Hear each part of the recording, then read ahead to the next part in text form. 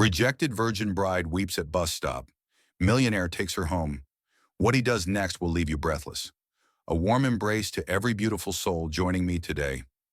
I'm your storyteller, James, and I truly hope your heart is at peace and you feel cherished wherever life has placed you right now. Before we immerse ourselves in today's tender and deeply romantic tale, I want to pause and express genuine gratitude to all of you. Your supportive, loving comments breathe life into this journey, and I read every single one with heartfelt appreciation. But today, I need your help more than ever. YouTube's algorithm and some competing content have caused a drop in our story's reach. So let's rally together and flood the comments with the message, "I want your stories, James." Let's create a wave of love to carry these stories into the hearts that need them most.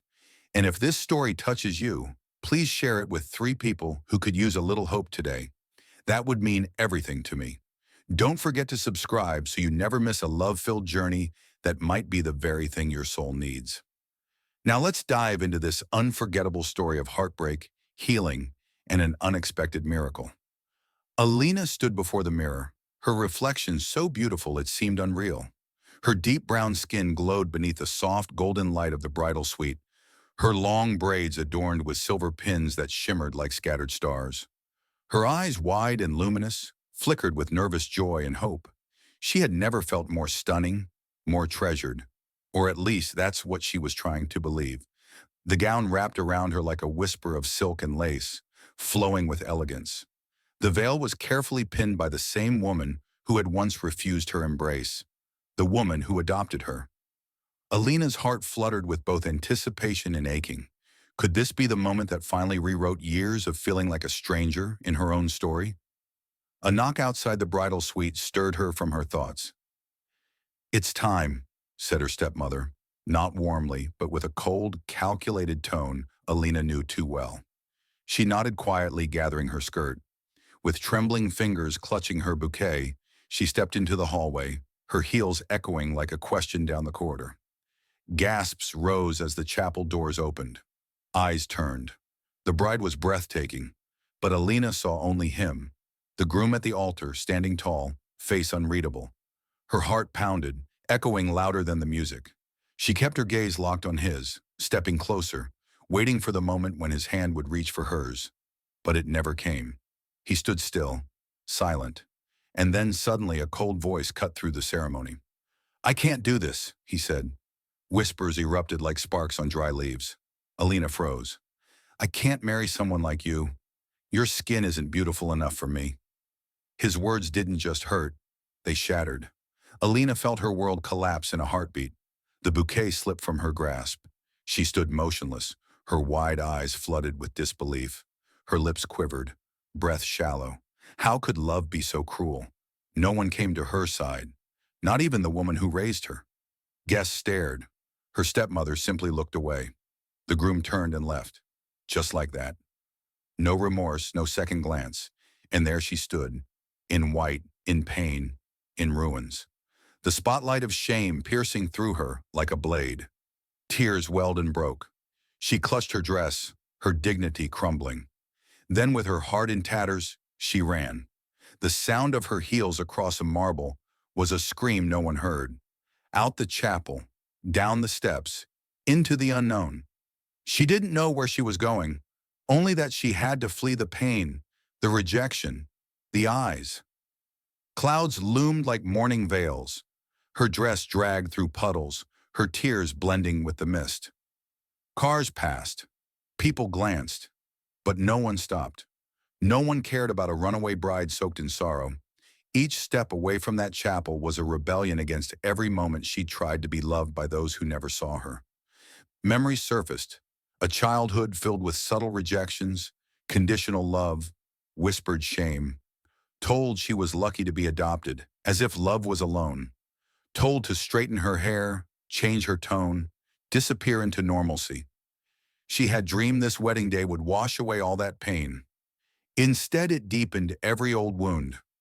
Now drenched in rain and sadness, she sat at a bus stop, the dress pooling around her like a fallen fairy tale. Her chest rose and fell with shallow breaths. Her mind raced with questions no one would ever answer. Passers-by ignored her. Her beauty, her agony, her very presence. Unseen, dismissed. She curled into herself, seeking warmth that the world refused to offer. Her hair clung to her cheeks, damp and tangled. Her heart pounded a rhythm of despair. Thoughts spiraled. Was her skin really the reason? Was love never meant for her? Her tears fell freely now. She didn't care. She had nothing left to hold on to. She was a bride undone, a dream aborted, a soul discarded. She closed her eyes, wishing to vanish, to become nothing in a world that saw her as less than nothing. The metal bench groaned beneath her. The city's hum went on. She sat still, alone in a story that felt like it had no ending. Then, softly, subtly, a hum approached. Not of judgment, but of chance. A car rolled up, its presence as quiet as a whisper. It was a sleek black luxury sedan. Elegant, out of place in her shattered night. The door opened. A man stepped out. Navy suit, tall frame, purposeful stride. No arrogance in his walk, only grace. And when he looked at her, it wasn't curiosity, it was recognition. He didn't gawk at her drenched dress. He didn't sneer. His eyes said, "I see you." He was Anderson Carter, a tycoon, a name, a man known for power, not compassion. And yet here he was. He stepped closer with careful calm. Not to intrude, but to offer presence, safety. Alina turned slightly, expecting scorn or pity, but found neither. He looked into her eyes, not at her broken appearance, not at her shame, but at her. "What's your story, beautiful stranger?" he asked, voice rich, low, sincere. She blinked, startled by the softness, the absence of judgment, the presence of kindness.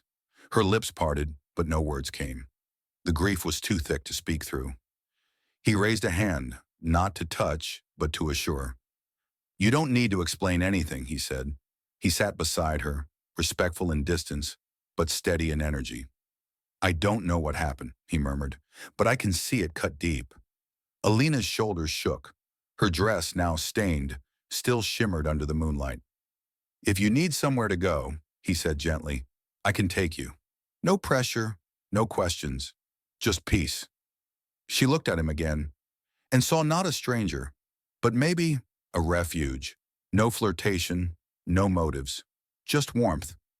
The kind you forget exists until it's offered again. She studied his face, his suit, his presence. Why would he stop? Why would he care? But Alina was too tired to resist goodness, too heartbroken to fear kindness. She gave the faintest nod, a surrender not of weakness, but of hope. Anderson rose and held out his hand, not demanding, just inviting.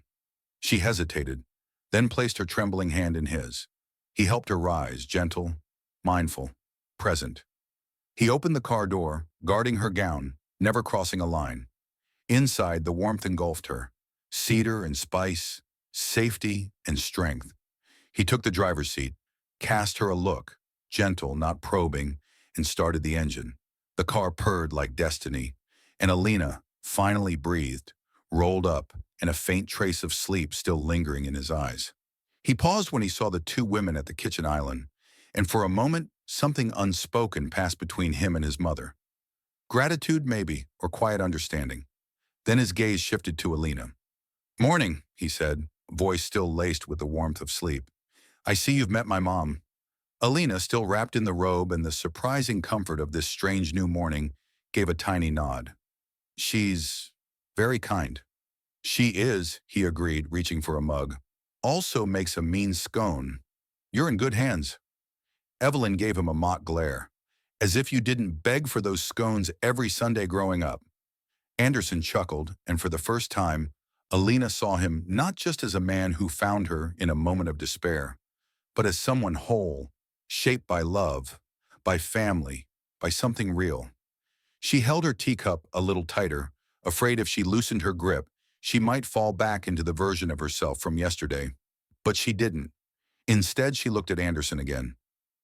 He wasn't trying to fix her. He hadn't even tried to define her. He just let her be. Let her sit in silence and eat warm food, and feel like a person again. And maybe, just maybe, that was the first thread of healing. Anderson leaned against the counter, sipping his coffee. I was thinking, if you feel up for it, I can drive you back later. Or, if you'd prefer, we can take it slow. No pressure. Alina hesitated, her eyes dropping to the teacup. Then softly she replied, maybe. Slow is okay. A gentle smile touched his lips. Slow it is. Evelyn beamed behind them, turning back to the stove with a hum of approval. And as the morning unfolded, Alina didn't worry about the past or the dress or the ache that had lived in her chest for so long. For now she was here, warm, fed, safe, and that was enough.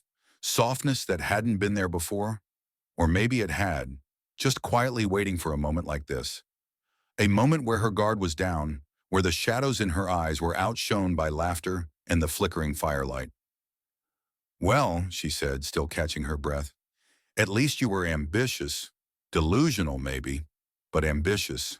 He held up his mug in mock salute. To all the delusional dreamers who fund the future one terrible investment at a time. She clinked her mug gently against his, the smile lingering on her lips long after the humor faded. Then came the quiet again, warm, unrushed, easy. Anderson tilted his head, studying her in the kind of way that made her feel seen but not scrutinized. You laugh like someone who forgot they could. Alina blinked, caught off guard. Her first instinct was to deflect, to make a joke, to brush it off. But something about the softness in his tone held her still. I think I did forget, she admitted quietly, wrapping her hands tighter around the mug. But this place, it's reminding me of things I didn't think I'd ever feel again. That's the thing about peace, he said. It's never loud. It just shows up, like a friend who doesn't knock, but knows you need them. Alina looked at him, really looked this time, and not the polite kind of glance people give when they're half listening. She saw the lines at the corners of his eyes, the way his fingers curled slightly when he was thinking, the quiet strength of someone who didn't need to fill every silence with sound. You're not what I expected, she murmured. Anderson smiled, slow and a little crooked. Good unexpected, or the kind that makes you wish you'd kept walking? The kind that makes me feel like I've stopped running. For a heartbeat, everything stilled. Even the fire seemed to quiet. Anderson leaned forward slightly, elbows on his knees, gaze steady. Then maybe, he said softly, this place isn't just healing you. Maybe it was waiting for you. And just like that, Alina felt the words settle in her chest like roots taking hold. Not because they were poetic or perfectly timed, but because, for the first time in forever, they felt true. Away. Instead, she tightened her fingers around his, anchoring herself in the moment that felt more dream than real. Anderson's eyes glistened, but his voice never faltered. I know this might feel sudden, but love doesn't always follow the rules. Sometimes it shows up with quiet hands and firelight eyes, asking nothing, yet giving everything. You gave me everything without ever knowing it. Alina's breath hitched. The walls she had so carefully built, the ones life had forced her to raise, were no match for the way he spoke. Like every broken piece of her was something sacred. Her throat tightened, but she said nothing, afraid a single word might shatter the magic suspended in the air. He reached into the drawer of the nightstand and pulled out a small velvet box, weathered at the corners but steady in his palm. He opened it slowly, revealing a ring. Not extravagant, but timeless, elegant. A band of gold cradling a single sapphire, deep and clear as the night sky under which they'd first spoken without needing to fill silence. Alina, he whispered, voice trembling just enough to feel real. I don't know where this road leads. I don't have a script for what comes next. But I do know this. Every day I've spent with you has made me want to write a future I never imagined before. With you. Only you. He took a breath, steadying the thunder in his chest. Will you marry me? For a moment, everything was still. Even time seemed to pause, holding its breath. Alina stared at him, this man who had seen her not as a shadow of her past, but as something worthy of a future. Her heart felt like it might burst from all the love, the awe, the quiet beauty of it all. A tear slid down her cheek, and she nodded, barely able to speak. Yes, she finally managed, her voice trembling. Yes, Anderson. Relief and joy lit his features as he slipped the ring onto her finger, then pulled her gently into his arms. He held her like he never intended to let go, like he was holding both her and the promise of something greater. And outside, the morning sun spilled gold across the windows, as if even the sky had waited for this moment. A new day was beginning, not just for the world, but for them. And in that quiet villa, once filled with silence and walls, love echoed in every heartbeat, every breath, every soft sigh between two people who had finally, deeply, undeniably found home. Reach for it. Not even a flicker of curiosity crossed her serene features.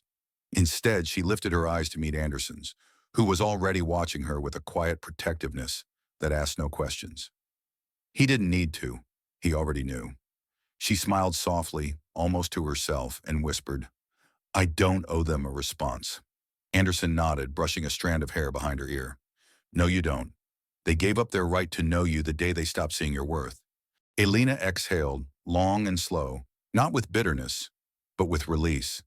The kind that comes when you finally realize that healing doesn't require confrontation, only peace.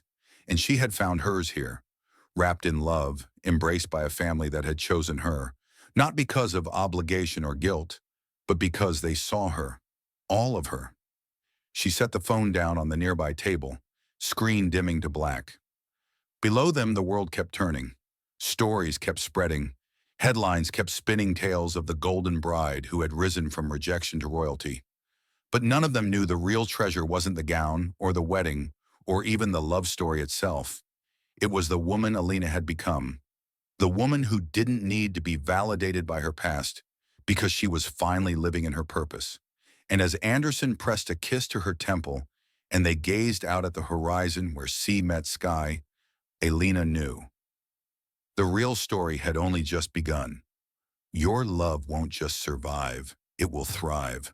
It will flourish like the garden you thought had died, and suddenly you'll find it's been blooming all along, just waiting for the right season. Alina would always hold those girls' hands a little longer, look them in the eye with the fierce tenderness of someone who had once been shattered, but now stood whole. She didn't glamorize the pain, she honored it, because she knew healing wasn't a straight line, it was a spiral, a dance of faith and fire and surrender. And beside her always was Anderson, quiet in strength, generous in love, watching her with awe like he was still that man who first saw her across a rain-drenched bus stop, drenched not just in weather, but in possibility. Their love became legend in their circles, not because it was perfect, but because it was real, anchored not in grand gestures, but in 1,000 daily choices, to stay, to forgive, to listen, to grow. Their estate became a sanctuary, not just for them, but for many, a haven for single mothers, young artists, recovering dreamers.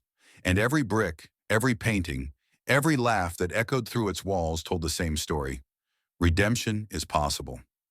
Even in quiet twilight years, Alina still walked barefoot through their garden, silver strands woven into her braid, a soft smile on her face as Anderson joined her, a blanket over his shoulders and tea in his hands. They still danced, still whispered secrets, still wrote letters on anniversaries. And when the day came when words were no longer needed, their silence said everything. Their love, once born in brokenness, had not only endured, it had rewritten everything. And on the final page of their shared story, in a journal Alina kept beside their bed, she wrote, "He was the answer to prayers I didn't know how to voice, and I was the reason he learned to believe again. We were never perfect, but we were chosen, and in that choosing, we were made whole."